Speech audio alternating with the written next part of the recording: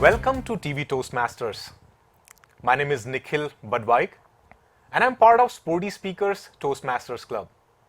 If you are looking for a club, we welcome you. In today's show, we have Cameron, who is practicing as CPA since last many years.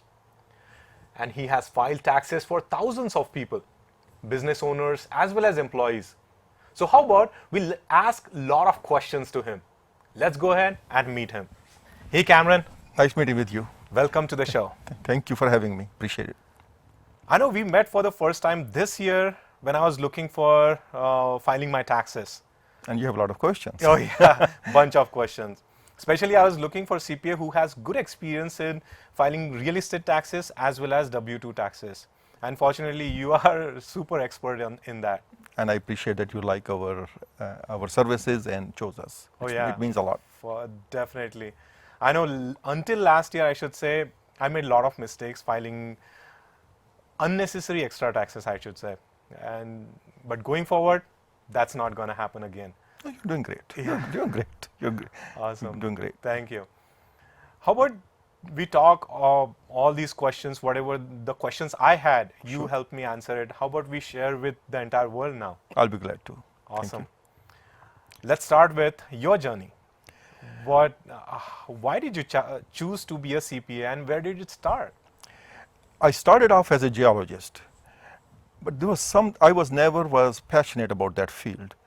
I always believed that my passion lies in the business world. So I started going to school, back to school to complete my MBA. After finishing MBA and getting a job in the corporate world, I figured it out that the corporate world's language is accounting. If you don't know accounting or if you're not good at it, you're not going to be able to understand what the corporate world says.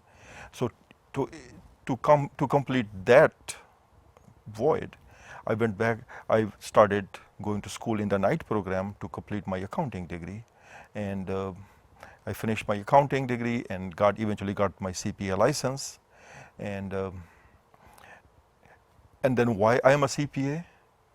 To me, the CPA is more like an advisor. That's the way I see it. For a small to middle, that's what the area I service. The small to medium-sized businesses, they don't have funds or resources to go and contact attorneys. They don't have funds and resources to go to financial analysts all the time. Their only person is a CPA. If they are investing in something, they're asking a question. If they want to start a business, they're looking advice from a CPA. So if any life-changing event is happening, they're looking at. In fact, good or bad, if somebody is getting married, they come to us and they say, I'm getting married, what will be my tax consequence? If somebody is getting a divorce, in fact, there's the same thing. So to me, the CPA is more like an advisor. And that's the reason I like to be a CPA, because it gives me a technical skill that I can share with my clients, and then you can pass your passion to them and be an advisor to your clients. And that I was lacking in my other profession. So that's the main reason I'm in this business. Nice. So let's go back a little bit for a bit. You said you started doing that on part-time. You went to the school to learn it and you're doing it night school? No, I started off not part-time. When I finished when I was working after my MBA full-time, then I went to school in the night program to finish, because I don't want to leave the job, and I did not have the financial resources to quit the job. So I have to continue the job, my day job, and fulfill my dream. I mean, so that's real commitment. Doing job daytime and studying nighttime, it's like 17 to 18 hours of work. You know, you need a good partner, and my wife was there for me. Oh, nice. Yeah. Glad.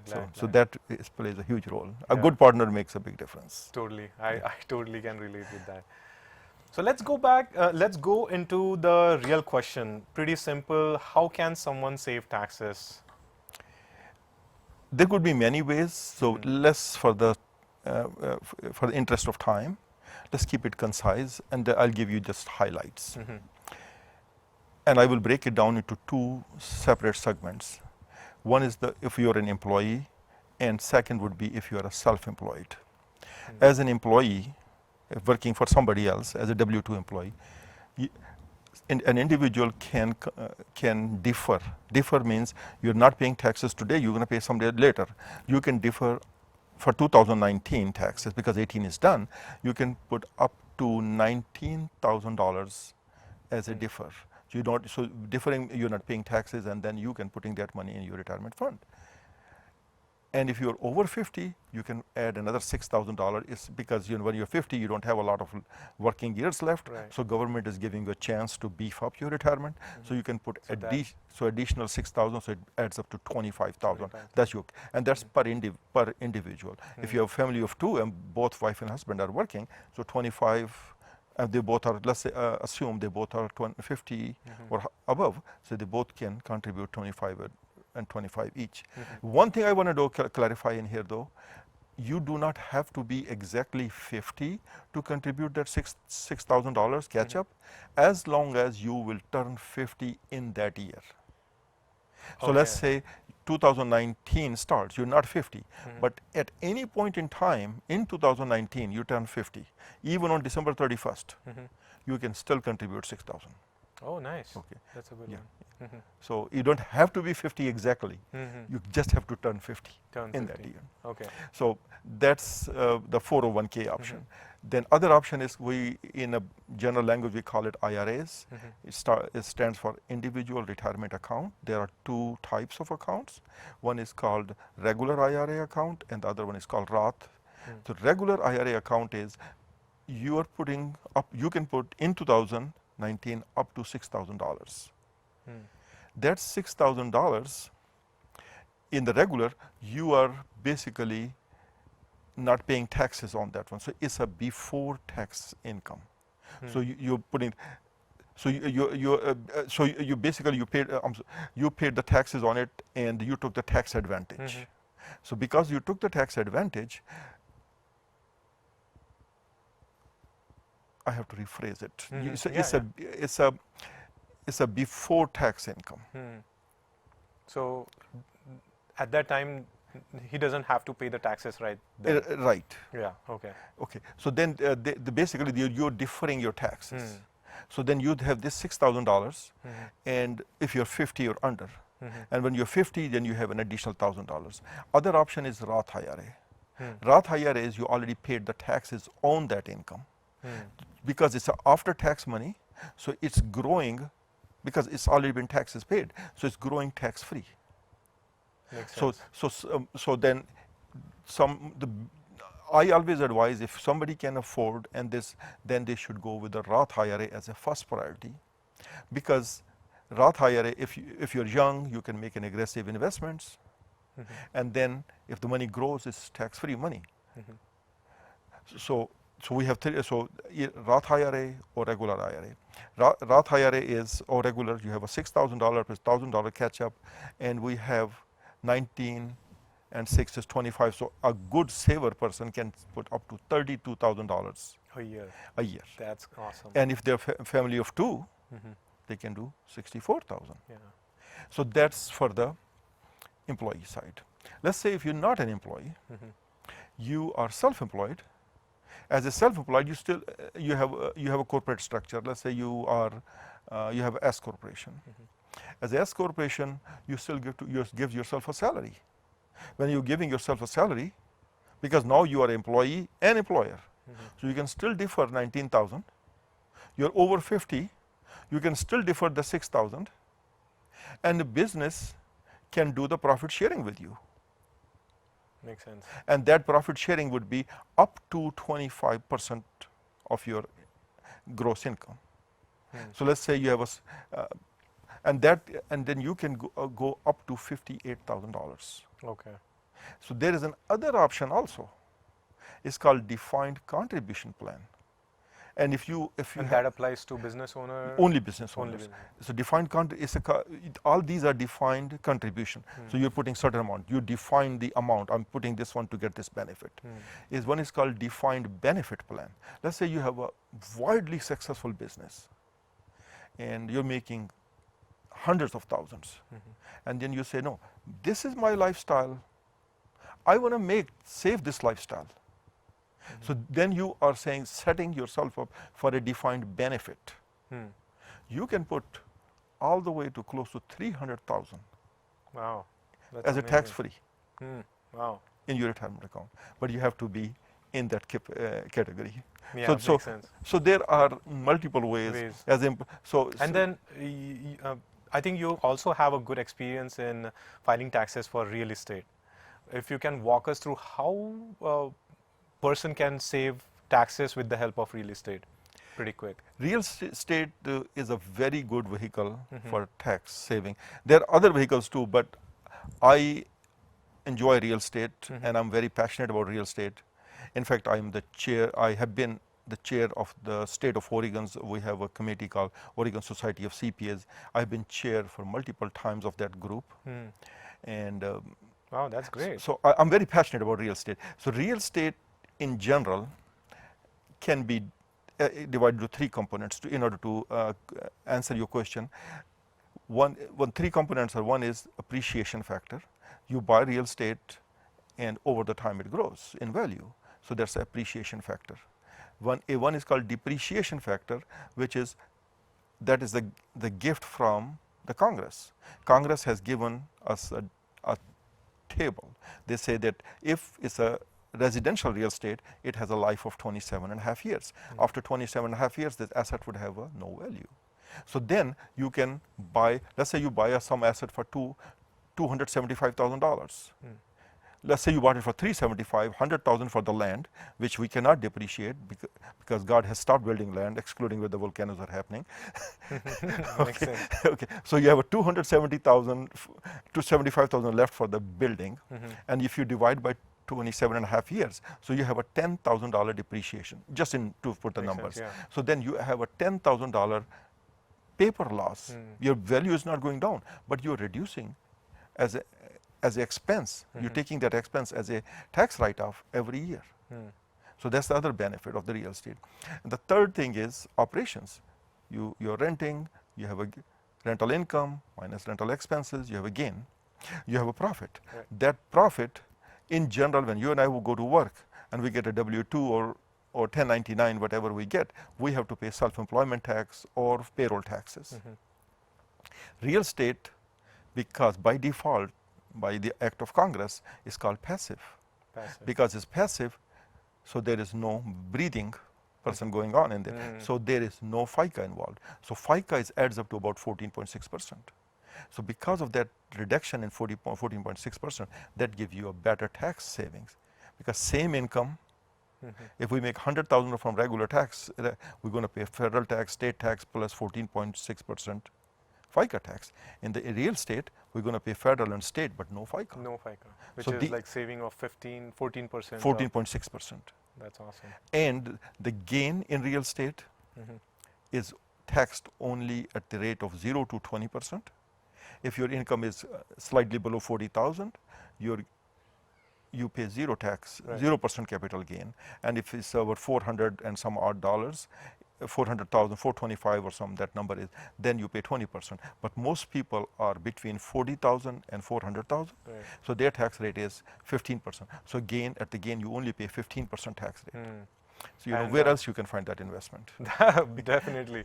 And that FICA doesn't cap out anywhere, right? No, it doesn't cap out. Okay, even if someone makes $500,000 through real estate, he can still save 14.6%. I would say slightly differently though. Okay. I would say that's because it's a passive income, so there is no FICA at all.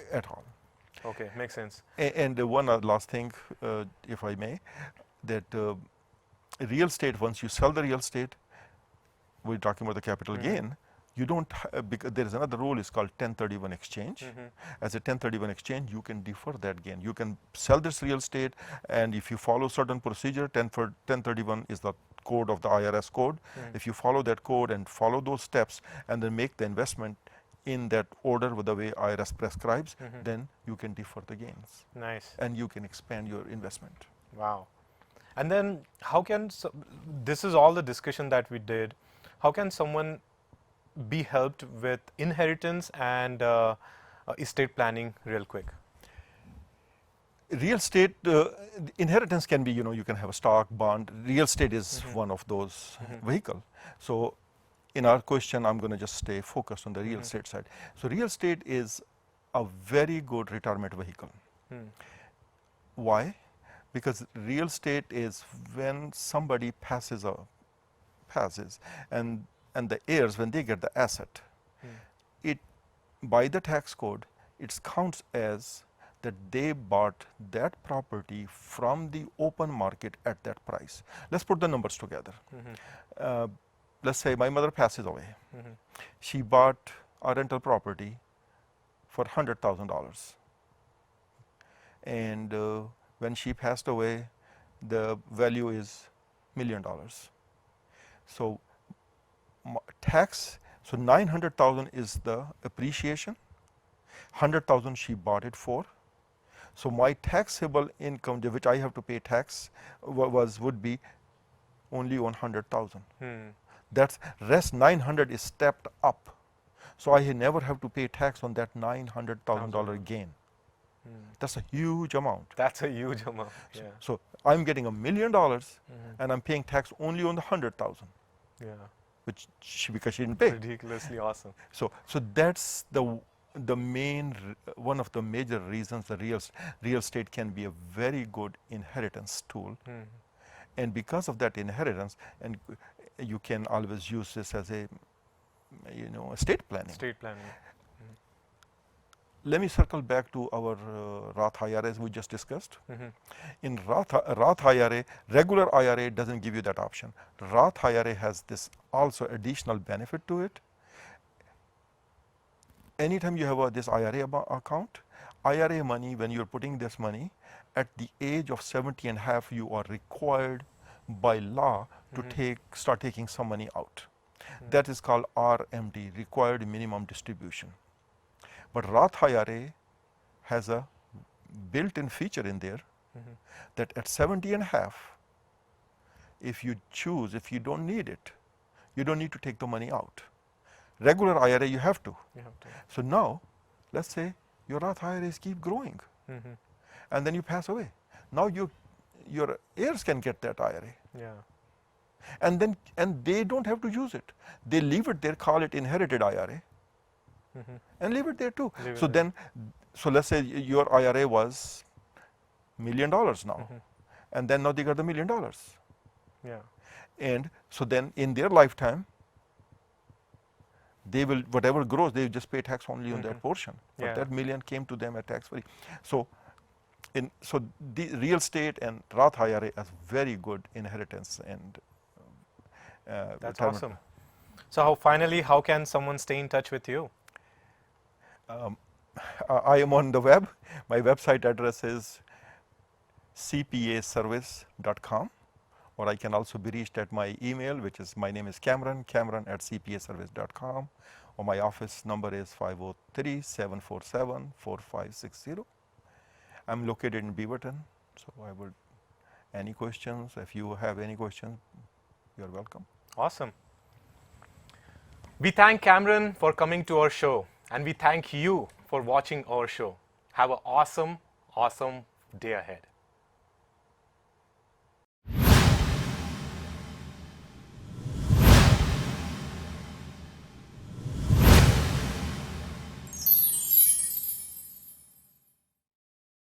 I joined Toastmasters to improve my speaking, listening, communication, and leadership skills. Toastmasters gave me incredible confidence. Confidence. Confidence.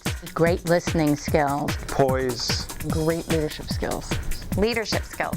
The ability to speak in public. Strength. A captive audience. Quality feedback from the more experienced Toastmasters. Toastmasters really helped me improve my listening skills. Sales skills.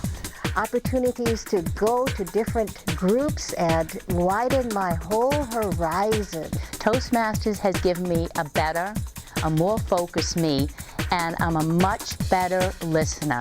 Toastmasters is fulfilling. It's a great place to fail your way to success. Wonderful way to meet people. Networking. Strength. It's addictive. It's a club of self-improvement. It's an experience, it's a ride that you won't forget, and you'll enjoy it every step of the way.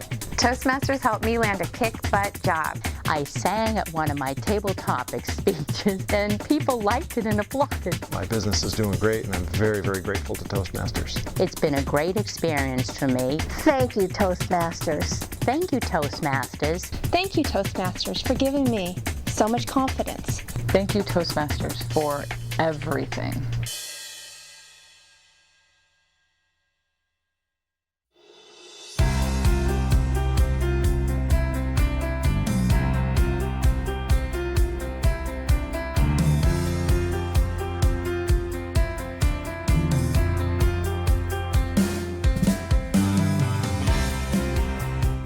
Welcome to an opportunity to take the next step of your professional speaking journey. I want you to be honest with yourself. Have you ever wished you were a star in a television show or at an event where the media is interviewing bystanders and you are wanting to be picked to give your opinion of the event? Or even in the smallest sense, you're at a sports game and secretly hope that your smiling face would appear on that big jumbo screen TV? But the jumbo screen always finds the fans with the painted faces. And you think to yourself, maybe next time. Well, what if I can offer you a chance to be on TV? Would you take it? That is what I want to offer you now. I'm Dottie Love, Associate TV Producer and Director.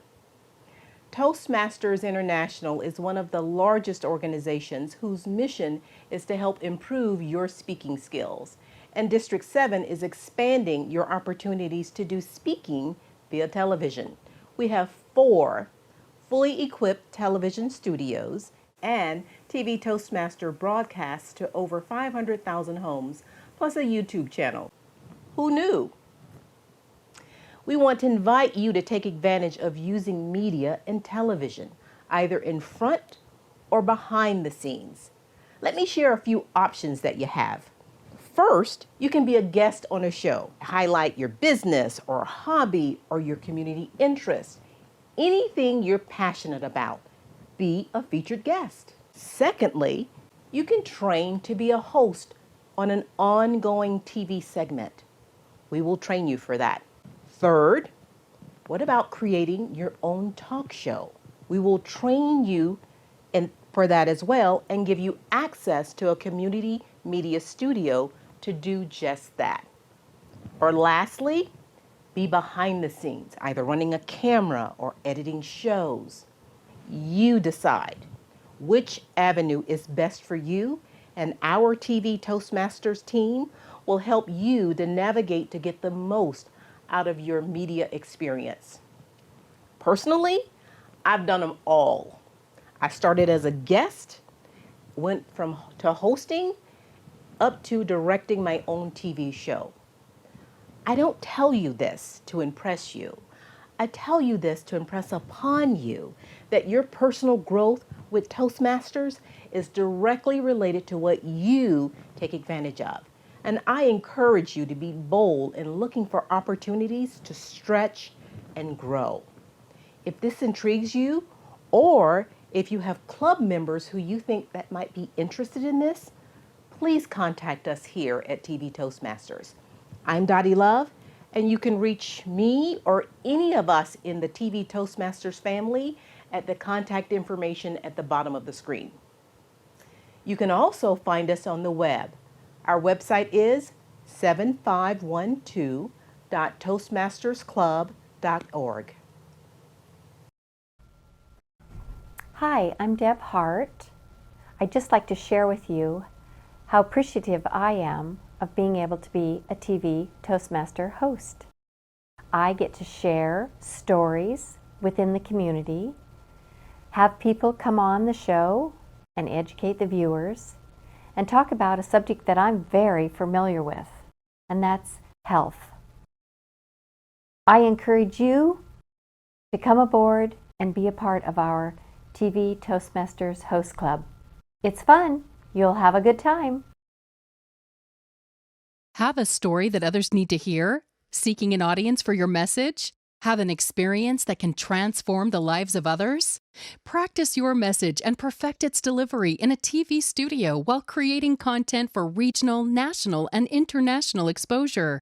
That's right, get seen by an ever-increasing audience. Visit TV Toastmasters.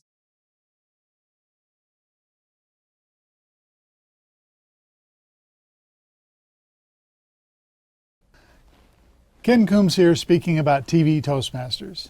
As an area director, I see more value in that venue than perhaps some of you do, so I want to share that.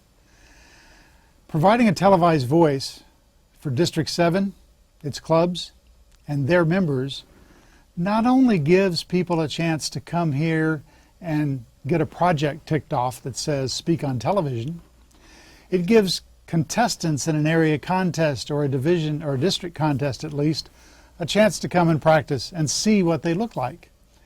It gives people a chance to share an important message with the district, whatever that might be. So consider your next speech perhaps being on television. Not your 15 minutes of fame, but your chance to reach a broader audience.